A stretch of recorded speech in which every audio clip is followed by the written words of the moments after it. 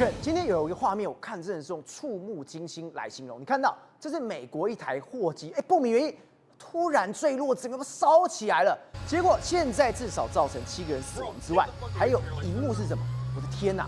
这个飞机竟然它的引擎是直接掉下来的。当然，我们讲哦，常常看到美国有这种所谓飞机迫降的事件，但这一次呢，却不是迫降，是直接坠毁。因为你现在看到的这个是 UPS 它的一个货机，它所位在的位置在 Kentucky。那 Kentucky 呢，这个 Louisville 它是刚好在全球集货是一个重要的地点。就你看到它坠地的瞬间，它是一边的机翼直接撸着地板，而且它的引擎、它的机身全毁的状况下，不断的持续在爆炸。但是你如果把时间回推更早，你会发现更可怕的是什么呢？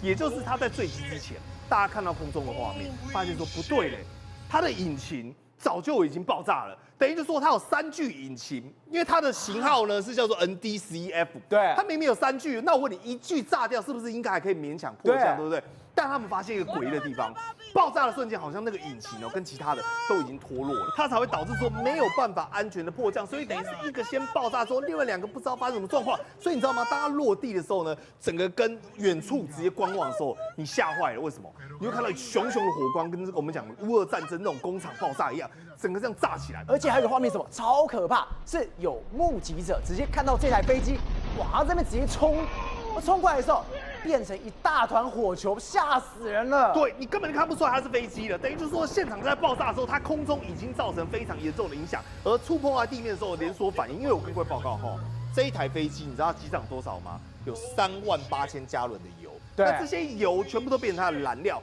它有像是一个什么讲移动炸弹直接这样坠毁，而且底下它不是说只是飞机而已，因为它刚好在机场跑道的末端，那末端呢还有一些零线建筑物，但它那个整个四散的零件到处喷飞，细 K 拱细 K 漏，这个已经是炸的乱七八糟，这边是一整条全部都被炸，整个都被烧了。对，然后你知道吗？我们刚才是一直在讲说引擎最重要，除了说它本身机身变炸弹了，来你仔细看这个图片。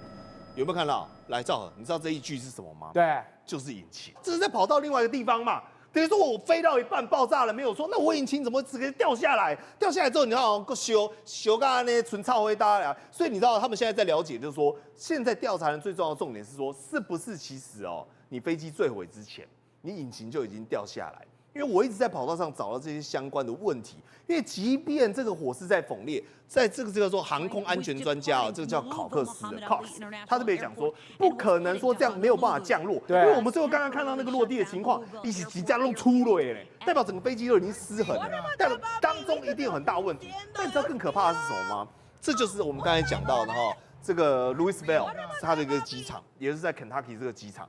那它刚好这个飞行的途径是这样子，对。但是呢，偏偏你知道吗？我们后来发现说，在这边就在这边，你知道这是什么吗？石油回收厂，肯塔基的石油回收厂。所以它这样撸来的时候也难怪。第一个，你刚刚说它上面载了非常多的油，结果这边还是一个石油的回收厂，它整个变成一个大型炸弹了。对，我们再看到那个石油回收厂的画面，一罐一罐一罐，里面全部都装的都是这种我们讲易燃的这种化学燃料。所以你知道吗？当地的这种报道一直在讲说，吓死了，就这边。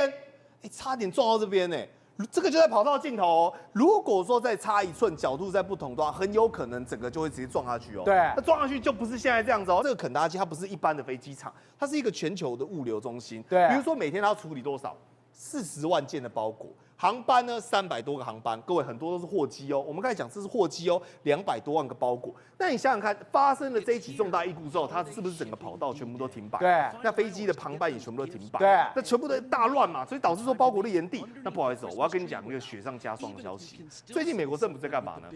罢工。对。它是不是停工了？美国政府现在停摆1个多月嘞，36天咯。所以导致说本来这边因为它的航班人员都只剩下65%，甚至有些比较惨的剩30%，就是很多地勤跟空勤的人员呢都因此而停空。所以在这个情况之下，已经有30万人次超过320万人次受影响。那一个礼拜一天就30万人次。那你想想看，在停摆的状况之下，你又遇到了这个航班的问题，导致的结果是什么 ？Georgia、Houston、San Diego 所有的机场都塞爆了，都变成菜市场，大排长龙，整个美国的交通陷入了黑暗期。宏观取材，厘清真相，犀利精准，深入剖析，时刻掌握关键，新闻时事不漏接。老时段，新气象，我是钟浩和，关键时刻2.0全新出击。